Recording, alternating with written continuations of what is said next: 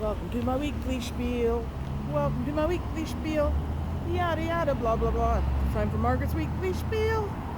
Greetings and salutations. This is Margaret Franklin from Margaret Franklin Creations, and I am in downtown Oshawa waiting for the bus after enjoying a jolly good salubrious lunch with Jeanette at Toby's.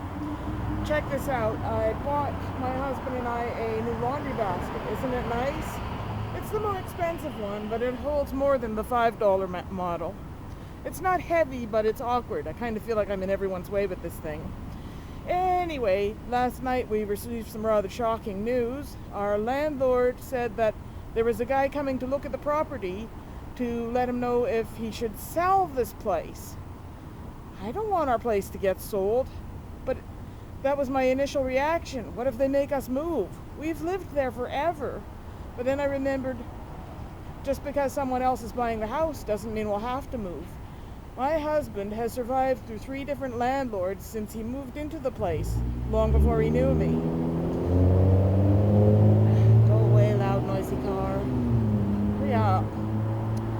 And he moved into that house in 1985, I think, 35 years ago, when he was renting it from Bob Postma.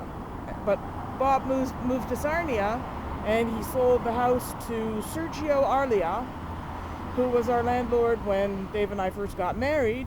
But I forget what year it was when Sergio turned around and sold the house to his brother Rob, who has been our landlord ever since. Rob did a ton of renovations in our basement, and there were no tenants downstairs for nearly 2 years, so I forgot what it was like to have anyone down there.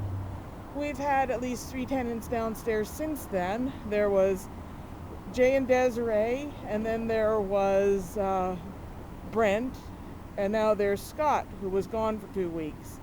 And we found out who turned him into the police. It was his own mother, Gordon Bennett.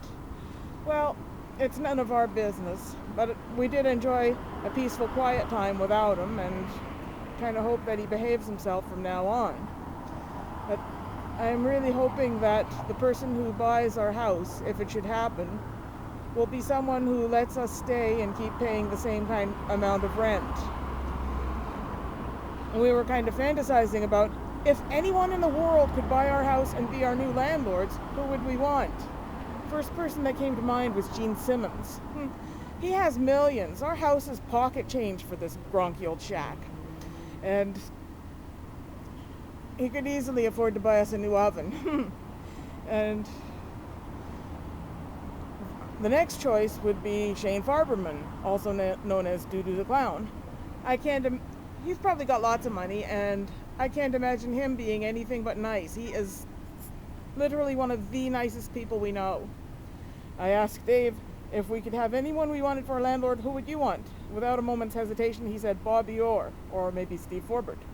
Celebrities aside, wouldn't it be a corker if the guy who buys our house is an eligible bachelor who takes a shine to Jeanette?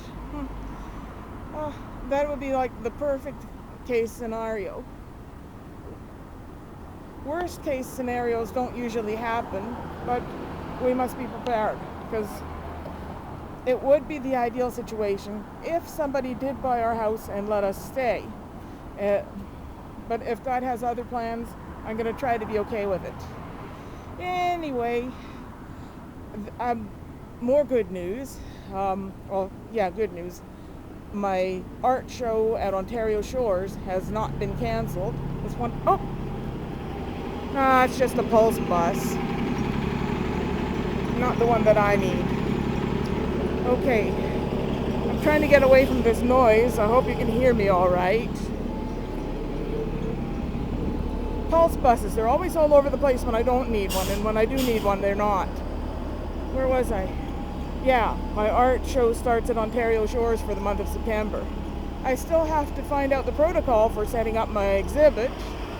I want to make sure that all the quilts that I have completed are ready to exhibit. I gotta sew a sleeve along the top and put a tag at the bottom with all my information. The size of the quilt, the date, who made it, me, and the name of the quilt. And It'll be a miracle if I get my Canada quilt finished by then, because each panel usually takes about a week to make, and I have 4.5 to go. Well, that's all the information I can think of for now. Hopefully that killed some of the time while I'm waiting. Other people just look at stuff on their cell phones. Me, I talk to the camera. Anyway, I shall talk to you later. It's been nice getting together here. Thanks for watching Weekly Schpiel. Bye-bye. Be back soon.